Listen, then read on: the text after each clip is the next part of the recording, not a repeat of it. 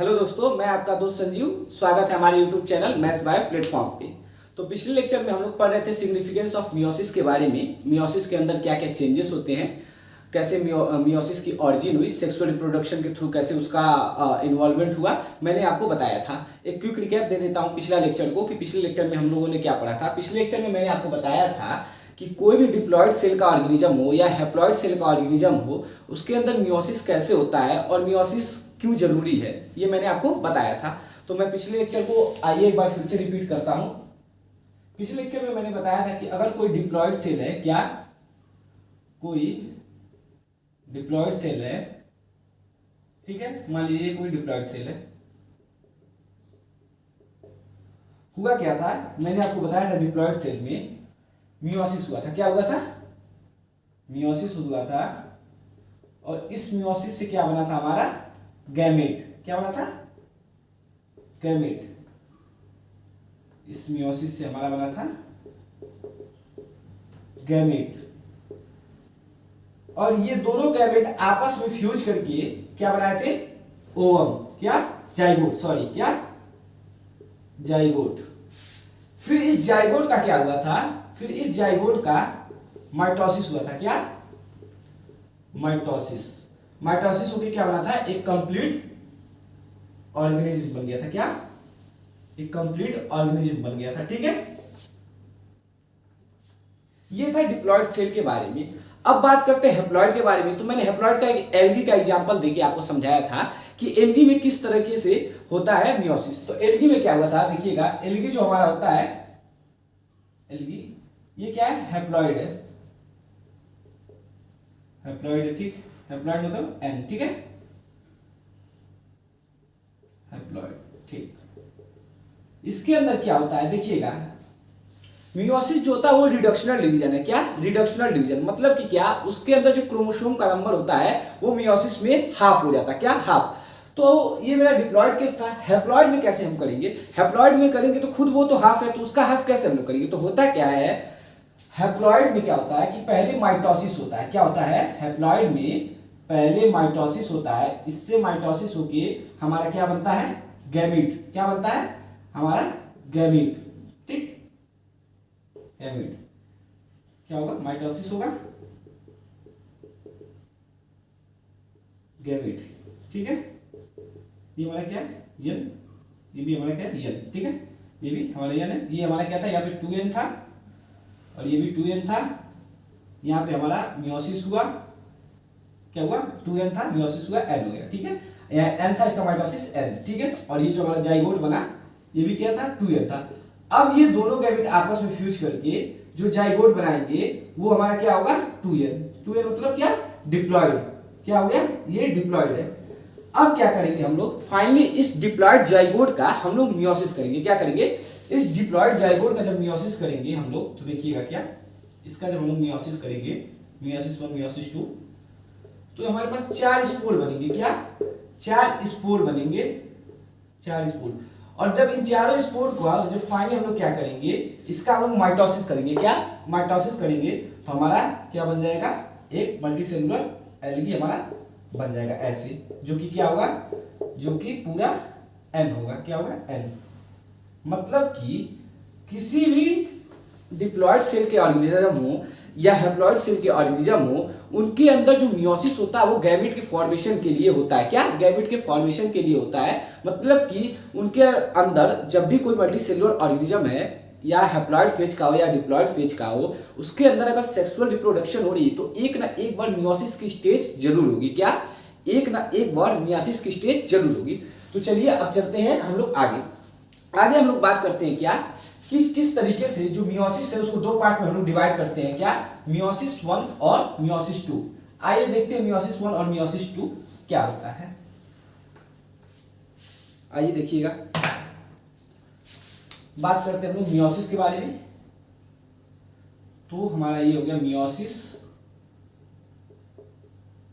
1 और ये हो गया हमारा मियोसिस 2। ये होता क्या है? मियोसिस 1 मियोसिस 2 क्या होता है? मियोसिस जो है हमारा वो माइटोसिस से आया है। क्या? मियोसिस जो है हमारा माइटोसिस से आया है। मियोसिस 1 में क्या होता है, एक बार सेल डिवाइड होता है, मियोसिस 2 में भी एक बार सेल डिवाइड, मतलब कि मियोसिस 1 और मियोसिस 2 दोनों में सेल जो हमारा होता है वो क्या होता है, 2 बार डिवाइड होता है। क्या होता है, सेल जो होता है हमारा वो 2 बार डिवाइड होता है। जैसे माइटोसिस में मैंने आपको बताया था 4 फेज होते हैं, प्रोफेज, मेटाफेज, एनाफेज, टीलोफेज। ठीक उसी तरीके से क्या होता है, हमारे मियोसिस में भी 4 फेज होते हैं, प्रोफेज, मेटाफेज, एनाफेज, टीलोफेज। क्या चीज, हमारे मियोसिस में भी क्या होता है, प्रोफेज 1, मेटाफेज 1, एनाफेज 1 और लास्ट क्या, टीलोफेज 1। इसी तरीके से ठीक मियोसिस 2 में भी क्या होता है हमारा, प्रोफेज 2, मेटाफेज 2, एनाफेज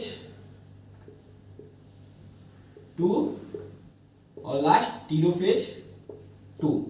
ठीक, हम लोग बात कर रहे हैं क्या, मियोसिस के बारे में। माइटोसिस मैंने आपको पढ़ा दिया था पिछले लेक्चर में कि माइटोसिस के अंदर कैसे कैसे जो चेंजेस होते हैं, प्रोफेज, मेटाफेज, एनाफेज, कैसे न्यूक्लियर मेम्ब्रेन टूटती है, ईआर, गोल्गी वायर सब रीअपीयर होते हैं, कैसे न्यूक्लियस दोनों सिस्टम, हिस्टोन प्रोटीन के बारे में बताया था, ये सब बताया था। अब मैं बात कर रहा हूँ मियोसिस के अंदर। मियोसिस में हम लोग क्या बात करेंगे, प्रोफेज, मेटाफेज, एनाफेज, टीलोफेज के बारे में पढ़ेंगे। फिर मियोसिस 2 की तरफ हम लोग मूव ऑन करेंगे। तो आइए पढ़ते हैं क्या, मियोसिस 1 के बारे में, जो कि हमारा पहला क्या है, प्रोफेज 1। ठीक है, देखिएगा क्या, मियोसिस 1 का जो प्रोफेज 1 है, इसके अंदर भी हम लोग क्या करते हैं, स्टेजेस बना देते हैं पढ़ने के लिए। क्या स्टेजेस बना देते हैं स्टडी करने के लिए। जैसा कि मैंने आपको शुरुआत में ही बताया था कि क्या स्टेजेस जो फेज होते हैं वो कुछ होते नहीं, वो जनरली हमने किस लिए बनाया है, स्टडी करने के लिए, पढ़ने के लिए। तो उसी तरीके से क्या होता है, उसी तरीके से प्रोफेज 1 में देखिएगा, प्रोफेज 1 में क्या होता है, कुछ स्टेजेस है। जैसे कि देखिएगा क्या, लेप्टोटीन, ठीक है, दूसरा जाइगोटीन, तीसरा क्या है, पैकीटीन, और चौथा हमारा क्या है, डिप्लोटीन। क्या, डिप्लोटीन।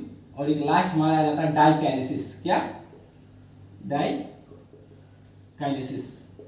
ये क्या, ये जनरली हम लोग प्रोफेज 1 के अंदर बहुत सारे चेंजेस होते हैं। क्या, प्रोफेज 1 के अंदर बहुत सारे चेंजेस होते हैं। उन सारे चेंजेस को हम लोगों ने पढ़ने के लिए क्या किया, जनरली फेज एक बना देते हैं, जनरली स्टडी करने के लिए। लेप्टोटीन, जाइगोटीन, डिप्लोटीन, पैकीटीन, डाइकाइनेसिस, इन सब के अंदर क्या क्या चेंजेस होता है। जैसा कि मैंने मेटाफेज में आपको बताया था, माइटोसिस में आपको बताया था सारे फेजेस के बारे में कि क्या क्या चेंजेस होते हैं। अब हम लोग बात करेंगे प्रोफेज 1 के जो पांचों स्टेज हैं उनके बारे में कि इनके अंदर क्या क्या चेंजेस होते हैं। तो चलिए सबसे पहले हम लोग बात करेंगे क्या, लेप्टोटीन के बारे में। आइए देखते हैं लेप्टोटीन होता क्या है।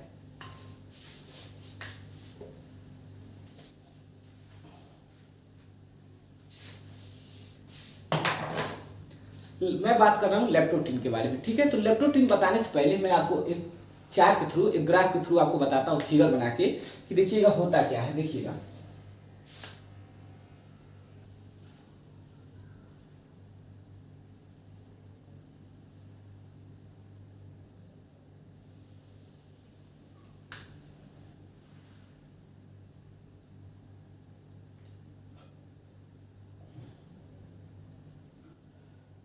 ये देखिएगा, ये क्या है, हमारे जीवन फेज की, क्या है, जीवन फेज के क्रोमोसोम है। क्या है, जीवन फेज के क्रोमोसोम है। ठीक है, अगर इनको मैं G2 फेज में लेके जाता हूं, क्या G2 फेज में, अगर इनको मैं G2 फेज में लेके जाता हूं तो देखिएगा क्या होगा, G2 फेज में कुछ ये हमारे ऐसे हो जाएंगे। ठीक, क्या होगा, इनका अमाउंट जो है वो डबल हो जाएगा। क्या होगा, डबल हो जाएगा। कैसे हो जाएगा, क्योंकि G2 फेज में क्या होता है, हमारा डीएनए का अमाउंट डबल हो जाता है, जैसा कि मैंने पीछे आपको बताया था पिछले लेक्चर में। इसी से बनाते हैं इसको।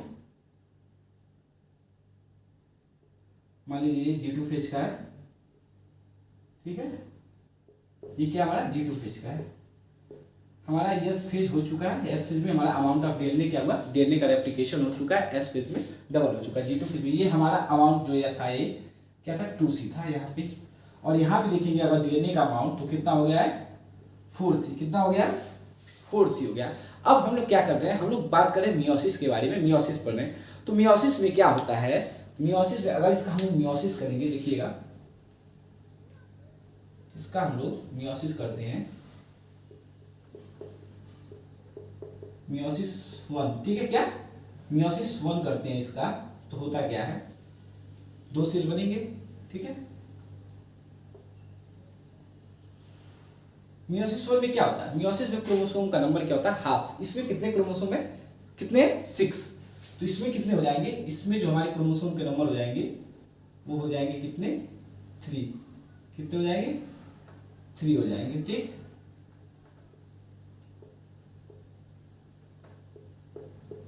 ठीक है, और इसी तरीके से इसमें भी हो जाएंगे, ठीक।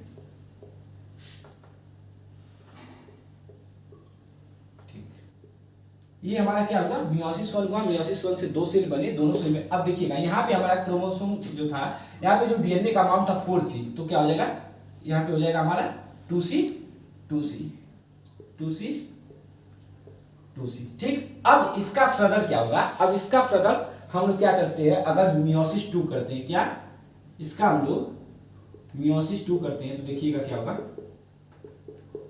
इसका मियोसिस 2 करेंगे तो देखिएगा क्या होगा,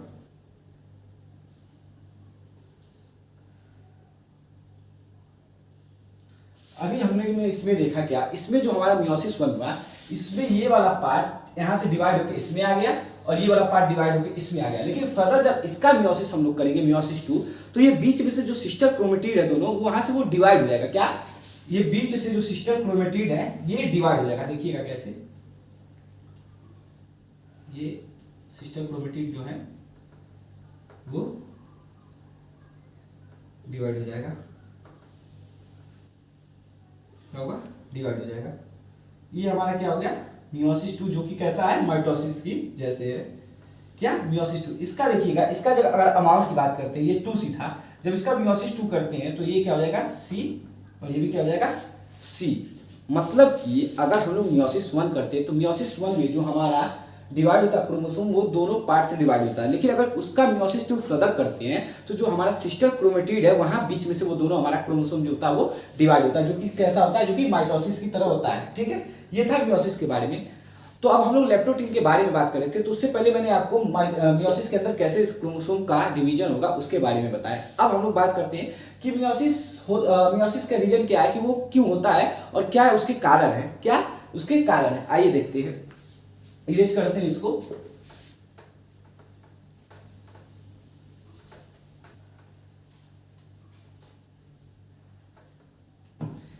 देखिएगा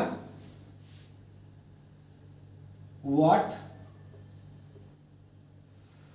मियोसिस डू, मियोसिस क्या करता है, ठीक है। तो मियोसिस करता क्या, मियोसिस जो होता है वो प्रोड्यूस करता है क्या हैप्लॉइड स्टेज। हैप्लॉइड स्टेज अभी पीछे मैंने आपको बताया, क्या देखिएगा मियोसिस प्रोड्यूस हैप्लॉइड स्टेज, क्या हैप्लॉइड स्टेज को, हैप्लॉइड स्टेज में जैसे कि डिप्लॉइड सेल में मैंने आपको बताया क्या, डिप्लॉइड सेल में हमारा क्या मिला था, डिप्लॉइड सेल में गैमीट, क्या गैमीट। वही बात करते हैं अगर हैप्लॉइड सेल में, क्या हैप्लॉइड सेल में, तो हैप्लॉइड सेल में हमको क्या देखने को मिला था स्पोर, क्या स्पोर। एल्गी के केस में मैंने आपको दिखाया था कि क्या हुआ था, वहां पे हमको देखने को मिला था हैप्लॉइड स्टेज, ठीक है। एल्गी के केस में स्पोर जो था हमारे वो देखने को मिला था। अब बात करते हैं क्या कि ये जो मियोसिस होता है वो हैप्लॉइड स्टेज तो फॉर्म करता है, लेकिन उसके साथ साथ ये करता क्या है, क्या देखते हैं हम लोग, क्या ये हैप्लॉइड स्टेज तो प्रोड्यूस करता है, हैप्लॉइड स्टेज बनाता है, लेकिन इसके साथ साथ ये होता क्यों है, ये होता क्यों होता इसलिए है वाई मियोसिस ऑकर, ठीक है।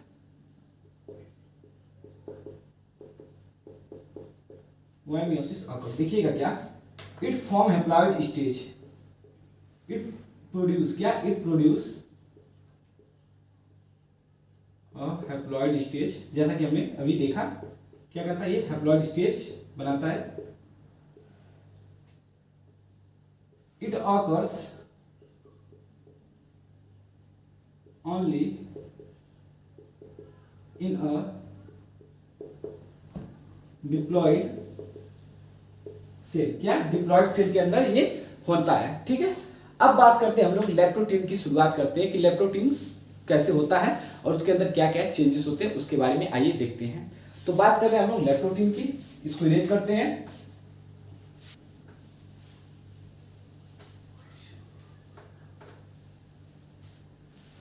देखिएगा, बात कर रहे थे हम लोग लेप्टोटीन के बारे में,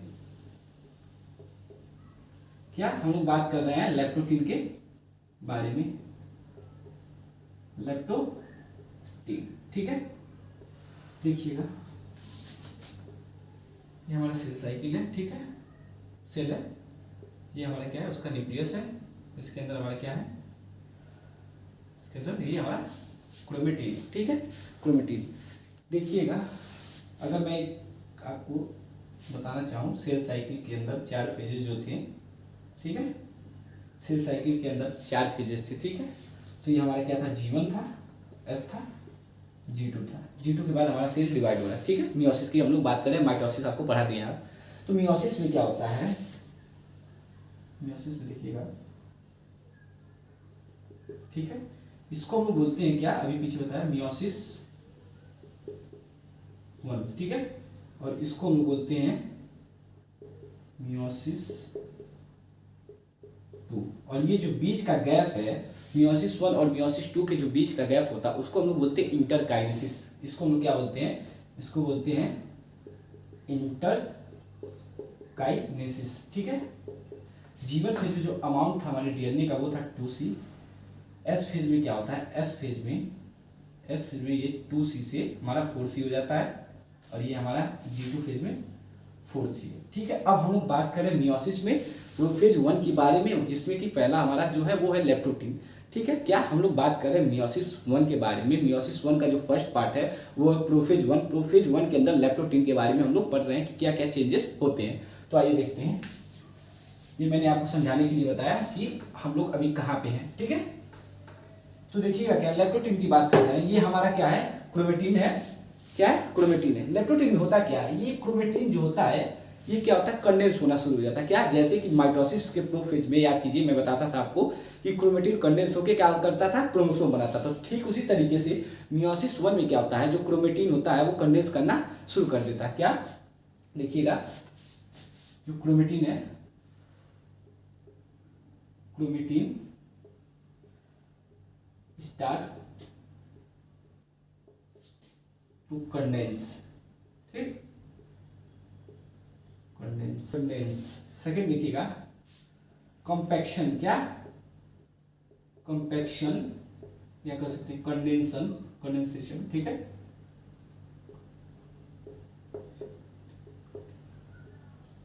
कंडेंसेशन थ्रू आउट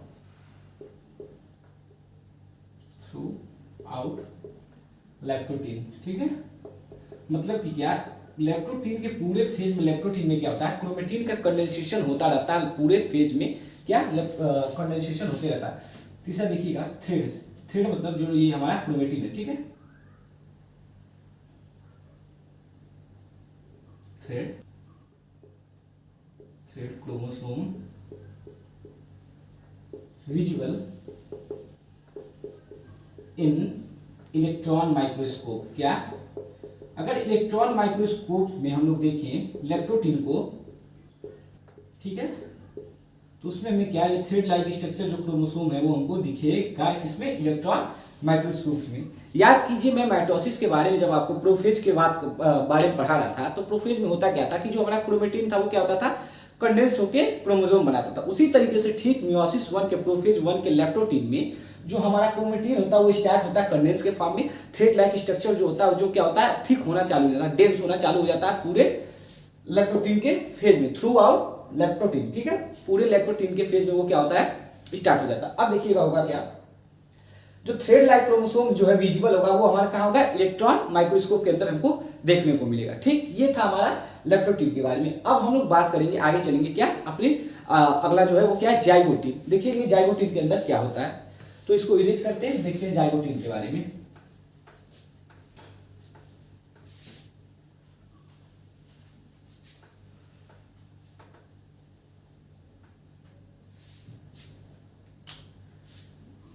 अब हम लोग बात करें किसके, जाइगोटिन के बारे में। ठीक है, आइए देखते हैं जाइगोटिन के बारे में।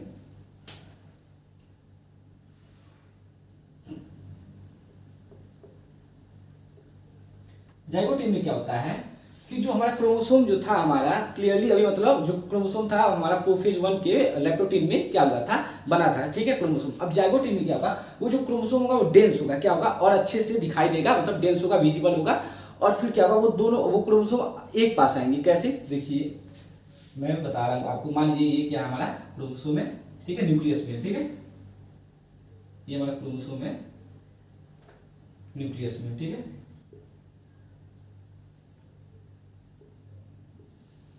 ठीक है, तो होता क्या है देखिएगा, जाइगोटिन में क्या होता है, ये जो क्रोमोसोम है, ये क्रोमोसोम ये क्या होंगे, आपस में एक पास आने लगेंगे। क्या करेंगे, ये आपस में, ये इसके पास आने आएगा और ये इसके पास जाएगा। ठीक है, क्या होगा, जो दोनों क्रोमोसोम है, मतलब जितने भी क्रोमोसोम होते हैं पेयर के, वो सब आपस में एक पास आने की कोशिश करते हैं। तो होता क्या है, पेयरिंग का एक प्रोसेस होता है। क्या, जाइगोटिन में क्या होता है, process of pairing occur, process of pairing, process of pairing occur, process of, जिसको हम क्या बोलते हैं, जिसको हम बोलते हैं सिनेप्सिस। क्या, सिनेप्सिस। ठीक है, मतलब कि जो क्रोमोसोम होते हैं अपना पेयरिंग करना स्टार्ट करते हैं। क्या, जाइगोटिन में जो क्रोमोसोम होते हैं वो अपना पेयरिंग के प्रोसेस को स्टार्ट करते हैं, एक पास जाते हैं। क्या होगा कि अभी मैंने बताया कि ये दोनों एक पास आ जाएंगे। क्या, ये ऐसे पेयर कर लेंगे और ये जो थे ऐसे पेयर कर लेंगे। ठीक है, अब पेयर कैसे करते हैं, जैसे मान लीजिए ये क्रोमोसोम है, ठीक है, ये क्रोमोसोम है, ये क्रोमोसोम है, या तो एक पास ऐसे आ जाए या तो ये दोनों क्रोमोसोम क्या हो, एक पास ऐसे आ जाए। ठीक है, पेयरिंग कैसे भी हो सकता है, वो जैसे करे। ठीक है, तो जाइगोटिन में क्या होता है कि प्रोसेस ऑफ पेयरिंग होता है, जिसको हम क्या बोलते हैं, साइनेप्सिस। ठीक है, अब क्या होगा, अब पेयरिंग तो हो चुकी। ठीक है, क्या हुई, पेयरिंग हो चुकी। पेयरिंग होने के बाद क्या होता है, इन दोनों को एक पास रखने के लिए कुछ प्रोटीन होती है। क्या, कुछ प्रोटीन होती है दोनों के बीच में, जो क्या करती है, जो दोनों क्रोमोसोम को एक पास जोड़ के अटैच पेयर करके रखी रहती है। उसको हम लोग क्या बोलते हैं, उसको हम लोग बोलते हैं सिनेप्टोनीमल कॉम्प्लेक्स। क्या बोलते हैं, सिनेप्टोनीमल कॉम्प्लेक्स। क्या बोलते हैं, सिनेप्टोनीमल कॉम्प्लेक्स। ठीक है, जो ये हमारा प्रोटीन है, क्या, ये जो हमारा प्रोटीन है जो इन दोनों क्रोमोसोम को एक पास करके रखा है, इसको हम लोग बोलते हैं सिनेप्टोनीमल कॉम्प्लेक्स। सिनेप्टोनीमल कॉम्प्लेक्स। देखिएगा अब होगा क्या, मान लीजिए कि क्या, ये हमारा क्रोमोसोम है, ठीक है, ये दोनों एक पास है। ठीक है, ये दोनों एक पास आ गए और बीच में हमारा क्या है, बीच में हमारा है ये सिनेप्टोनीमल कॉम्प्लेक्स। ठीक है, ये हमारा प्रोटीन है जो इन दोनों को एक पास लाने के लिए रखा हुआ है। ठीक है, अब देखिएगा क्या है, ये हमारे कितने, एक हमारा क्रोमेटिड हो गया, 2 हो गया, 3 हो गया और ये 4 हो गया, 4 क्रोमेटिड हो गए। इन चारों क्रोमेटिड को हम लोग क्या बोल देते हैं, हम लोग इसको बोल देते हैं टेट्राड। क्या, टेट्राड। 4 क्रोमेटिड है इसलिए इसको हम लोग बोल देते हैं टेट्राड। और क्या, 2 क्रोमोसोम है इसलिए हम लोग इसको क्या बोलते हैं, बाइवैलेंट। क्या, बाइवैलेंट। मतलब कि जाइगोटिन में क्या होता है हमारा, बाइवैलेंट या तो आप कह सकते हैं, और टेट्राड फॉर्म। ठीक है, टेट्राड फॉर्म। क्या होगा हमारा जो क्रोमोसोम का, देखिएगा क्रोमोसोम दोनों एक पास आ गए, पेयरिंग हो गया, सिनेप्सिस हो गया। इन दोनों के बीच में जो हमारे प्रोटीन है सिनेप्टोनीमल कॉम्प्लेक्स है, इन दोनों को एक पास रखने के लिए मजबूर किया हुआ है। उसके बाद क्या होता है कि जब दोनों एक पास आ जाते हैं तो जो ये क्रोमेटिड है, 2 सिस्टर क्रोमेटिड इसका, 2 सिस्टर क्रोमेटिड इसका, मिला के कितना हो गया, 4। 4 को लोग क्या बोलते हैं, टेट्राड बोलते हैं। फिर 2 क्रोमोसोम है, इन दोनों क्रोमोसोम को मिला के लोग क्या बोलते हैं, बाइवैलेंट। तो जाइगोटिन में क्या होता है, बाइवैलेंट टेट्राड फॉर्म होता है।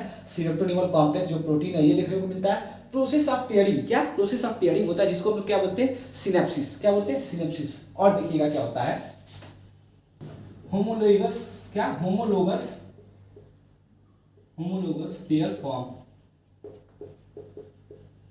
क्या होगा कि जब ये दोनों ऐसे सारे जितने भी क्रोमोसोम होते हैं सब पेयरिंग स्टार्ट करते हैं, सब एक के सब अपना अपना पेयर बना लेते हैं, तो उसको हम लोग क्या बोलते हैं, होमोलोगस पेयर। तो क्या होता है, होमोलोगस पेयर बनता है जिससे बाइवेलेंट हमारा टेट्राड बनता है। अब हम लोग बात करेंगे, क्या लेप्टोटीन हो चुका, जाइगोटीन हो गया, अब हम लोग बात करेंगे पैकिटीन के बारे में कि पैकिटीन क्या होता है। तो आइए चलते हैं, देखते हैं पैकिटीन क्या होता है। इसको इरेज करते हैं।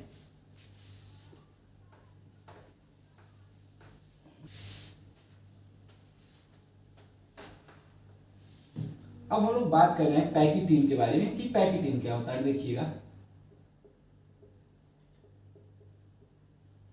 जो हमारे बाइवैलेंट टेट्राड बने थे, क्या बाइवैलेंट टेट्राड, वो हमारे क्लियरली विजिबल होंगे, किसमें, पैकिटीन में, क्लियरली विजिबल इन पैकिटीन स्टेज। ठीक है, पैकिटीन स्टेज।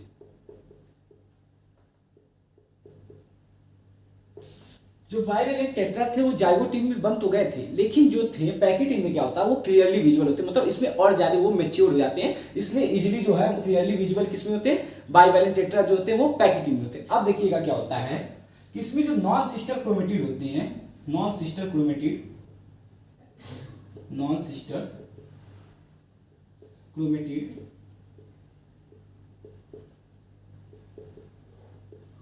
फॉर्म रिकॉम्बिनेशन, क्या फॉर्म रिकॉम्बिनेशन।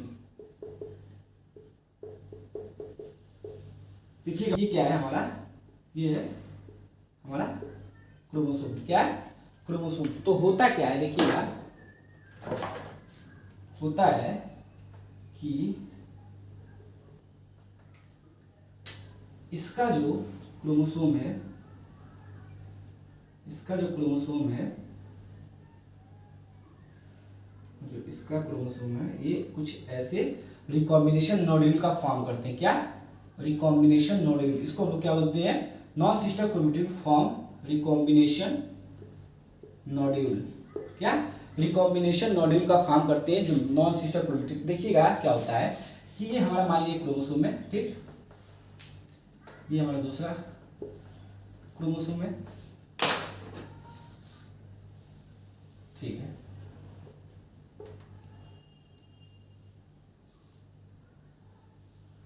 होता क्या है, अगर मान लीजिए इस पे हमारा कैपिटल ए जीन है, इस पे हमारा क्या है, स्मॉल ए, ठीक है, इस पे कैपिटल बी है, इस पे क्या है, स्मॉल बी है, ठीक है। ठीक इसी तरह क्या है, इस पे हमारा कैपिटल ए है, इस पे कैपिटल बी है, इस पे हमारा स्मॉल ए, इस पे हमारा स्मॉल बी है। तो होता क्या है कि जो नॉन सिस्टर क्रोमेटिड होते हैं इनके बीच में क्या होता है, क्रॉसिंग ओवर होता है, क्या इनके बीच में क्रॉसिंग ओवर होता है। क्रॉसिंग ओवर का मतलब क्या होता है, ये दोनों आपस में लिपट जाते हैं। इनके जो नॉन सिस्टर क्रोमेटिड होते हैं वो आपस में लिपटते हैं। तो जब आपस में लिपटेंगे तो क्या होगा, देखिएगा जब आपस में लिपटेंगे तो होता क्या है, तो होता क्या है, देखिए ये वाला जो था हिस्सा यहाँ का, ये इस पे आ जाता है, ठीक है, और जो इसका वाला हिस्सा था ये इस पे आ जाता है, ठीक है। ऐसे क्रॉसिंग ओवर होता है। तो इससे क्या होता है, जो जीन होते हैं हमारे, जीन क्या मैंने बताया, इस पे अगर जीन कैपिटल ए है, इस कैपिटल बी, स्मॉल है, स्मॉल बी है, तो होता क्या है कि जो जीन होते हैं वो एक्सचेंज हो जाते हैं, क्या जो जीन होते हैं वो एक्सचेंज हो जाते हैं। देखिएगा ये क्रॉसिंग ओवर हो गया, रिकॉम्बिनेशन नोड्यूल बन गया। अब क्या होगा, अब जो जो नॉन सिस्टर क्रोमेटिड है उनके बीच में क्या होगा, ये जो दोनों नॉन सिस्टर क्रोमेटिड है ये क्रॉस लाइक स्ट्रक्चर बना देते हैं, क्या क्रॉस लाइक स्ट्रक्चर बना देते हैं, जिसको हम लोग क्या बोलते हैं, जिसको हम लोग बोलते हैं रिकॉम्बिनेशन नोड्यूल। अब क्या होता है इसमें, एक्सचेंज ऑफ जीन, क्या exchange of gene between two non sister chromatid, two non sister chromatid, ठीक। इससे क्या होगा कि जब जीन जो है हमारे जो नॉन सिस्टर क्रोमेटिड है उनसे जेनेटिक मटेरियल का एक्सचेंज होगा। तो जब जेनेटिक मटेरियल का एक्सचेंज होगा तो जाहिर सी बात है क्या वेरिएशन आएगा, क्या वेरिएशन। तो इससे क्या होगा वेरिएशन, वेरिएशन ऑकर, ठीक है, वेरिएशन हमको देखने को मिलेगा। ये बात हम लोग कहे थे पैकिटिन के बारे में, क्या पैकिटिन के बारे में। अभी भी याद करिएगा इस पैकिटिन के पास हमारा क्या है, हमारा जो प्रोटीन था जिसको हम लोग क्या बोले थे सिनेप्टोनीमल कॉम्प्लेक्स, वो है क्या सिनेप्टोनीमल कॉम्प्लेक्स प्रोटीन जो है हमारा वो है कॉम्प्लेक्स, ठीक। इस पूरे प्रोसेस के थ्रू एक एंजाइम प्रेजेंट होता है जो काम करता है, क्या रिकॉम्बिनेशन नोड्यूल होता है। इसके पास एक एंजाइम होता है जिसको हम लोग क्या बोलते हैं रिकॉम्बिनेज, क्या रिकॉम्बिनेज, ठीक है। रिकॉम्बिनेज एंजाइम होता है जो क्या करता है हेल्प करता है रिकॉम्बिनेशन प्रोसेस के लिए, ठीक है। जिससे क्रॉसिंग ओवर हमारा पैचिटिन में क्या पैकेटिन में हमारा क्रॉसिंग ओवर होता है, जेनेटिक मटेरियल का क्या होता है एक्सचेंज होता है। कैसे होता है मैंने बताया कि जीन का कुछ पार्ट यहाँ आता है, जीन का कुछ पार्ट इस पे लग जाता है। कैसे वो मैंने बताया रिकॉम्बिनेशन नोड्यूल के थ्रू होता है। अब देखिएगा क्या होता है लास्ट में क्या होता है पैकेटिन के बाद हमारे बचा क्या डिप्लोटिन। डिप्लोटिन में क्या होता है आइए देखते हैं, बात करते हैं डिप्लोटिन की।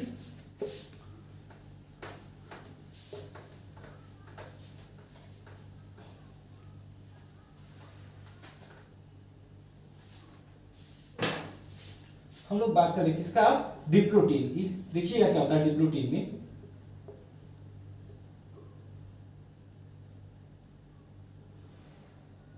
ठीक है। डिप्लोटिन में क्या होता है कि जो हमारा सिनेप्टोनीमल कॉम्प्लेक्स था वो डिजॉल्व होता है, क्या डिसोल्यूशन ऑफ सिनेप्टोनीमल कॉम्प्लेक्स, ठीक है। जो हमारा सिनेप्टोनीमल कॉम्प्लेक्स था वो क्या करता था, वो हमारे दोनों क्रोमोसोम को पेयरिंग में क्या करता था मजबूर किया था, क्या किया था वो अटैच कर दिया था, ठीक है। तो अब जब वो ही डिसोल्यूशन उसका हो जाएगा, जब सिनेप्टोनीमल कॉम्प्लेक्स का डिसोल्यूशन हो जाएगा तो क्या होगा जो हमारे क्रोमोसोम होंगे वो दूर भागने चले जाएंगे, क्या जो हमारे क्रोमोसोम होंगे वो दूर धीरे धीरे दूर जाने लगेंगे। तो सिनेप्टोनीमल कॉम्प्लेक्स का डिसोल्यूशन होने से क्या होगा कि जो हमारा क्रोमोसोम था, देखिएगा जो हमारा क्रोमोसोम था वो क्या होगा वो धीरे धीरे पहले पास थे अब धीरे धीरे दूर होने लगेंगे, ठीक है, दूर होंगे। लेकिन एक पॉइंट पे क्या होगा एक पॉइंट पे वो अभी भी एक ही साथ रहेंगे, ठीक है, जहां पे क्रॉसिंग ओवर हुआ था। इसको हम लोग क्या बोलते हैं इस पॉइंट जो ये क्रॉस लाइक स्ट्रक्चर है इसको हम लोग बोलते हैं काइजमेटा, क्या काइजमेटा, ठीक है। एक क्रॉस लाइक स्ट्रक्चर होता है, क्या क्रॉस लाइक स्ट्रक्चर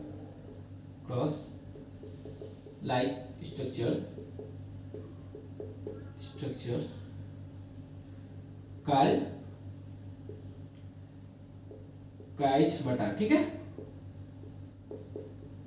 ये काइजमेटा क्या होगा ये धीरे धीरे जैसे कि मान लीजिए क्या ये हमारा काइजमेटा क्रॉस लाइक स्ट्रक्चर ये धीरे धीरे क्या होगा दूर हो जाएगा, क्या होगा धीरे धीरे दूर हो जाएगा, ठीक है, धीरे धीरे दूर हो जाएगा।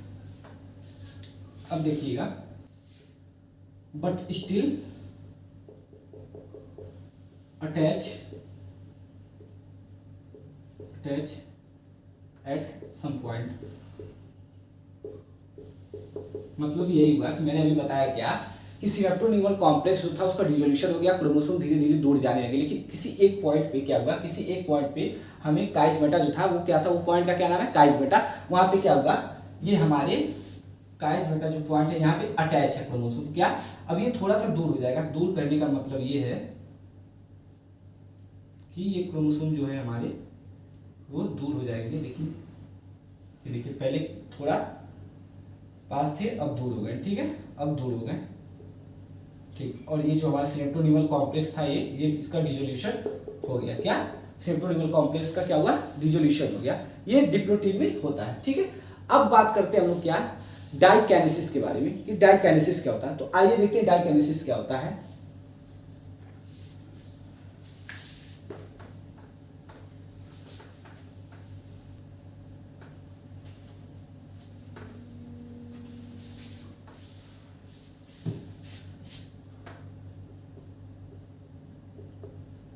डाइकाइनेसिस। डाइकाइनेसिस में क्या होता है, टर्मिनलाइजेशन ऑफ क्या, टर्मिनलाइजेशन ऑफ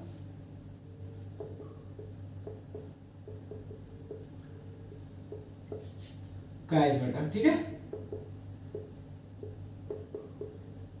काइज मेटा, ये जो हमारा क्रोमोसोम था, क्या जो क्रोमोसोम था, ठीक है, ये जो क्रोमोसोम था हमारा, इसका टर्मिनलाइजेशन हो गया, मतलब एकदम टर्मिनल पे आ गया, क्या एकदम ये टर्मिनल पे आ जाता है, इसका टर्मिनलाइजेशन हो जाता है, ठीक है। ये है यहाँ से यहाँ, यहाँ से यहाँ, इसको हम लोग क्या बोलते हैं, टर्मिनलाइजेशन ऑफ काइज मेटा। पहले ये यहाँ पे था, पहले कुछ ऐसा था, देखिएगा पहले कैसा था, पहले ये यहाँ पे था, अब ये एकदम टर्मिनल पे आ गया, क्या टर्मिनल पे आ गया, तो इसको लोग क्या बोलते हैं, टर्मिनलाइजेशन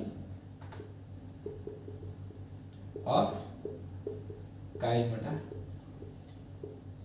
काइज, ठीक है। ये हम लोग क्या पढ़ रहे हैं, ये हम डाइकाइनेसिस मतलब कि क्या, मियोसिस 1 के प्रोफेज 1 के जो लास्ट पॉइंट है उसके बारे में हम लोग पढ़ रहे हैं, डाइकाइनेसिस के बारे में। तो याद कीजिए माइटोसिस में जब मैंने आपको प्रोफेज के बारे में बताया था, तो प्रोफेज में क्या होता था, इन सब प्रोसेस होने के बाद प्रोफेज में क्या होता था कि जो हमारा न्यूक्लियर मेम्ब्रेन थी धीरे धीरे क्या होती थी, डिसअपीयर होने लगती थी, ईआर गोल्गी बॉडी ये सब क्या होने लगते थे, ये भी सब डिसअपीयर होने लगते थे, और लास्ट में हमारा क्रोमोसोम विजिबल होता था। तो वही सब इसमें भी होगा, डाइकाइनेसिस जो लास्ट स्टेप इसमें क्या होगा, न्यूक्लियर मेम्ब्रेन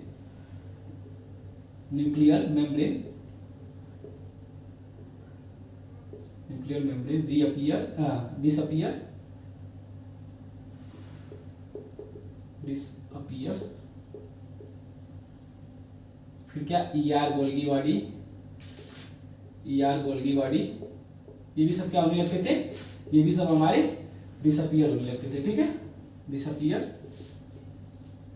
और लास्ट में हमारा क्या होता था, क्रोमोसोम विजिबल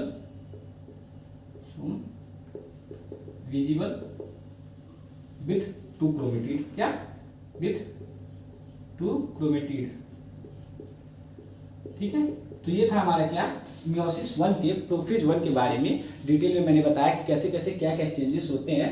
फिर और सबसे बढ़िया तरीका है आपको याद रखने का कि सबसे जो लास्ट पॉइंट है वो क्या होता है, तो सबसे लास्ट में क्या होता है, प्रोफेज 1 के मियोसिस 1 के प्रोफेज 1 का लास्ट में टर्मिनलाइजेशन ऑफ काइज मेटा। काइज मेटा का क्या होता है, टर्मिनलाइजेशन होता है, ठीक है।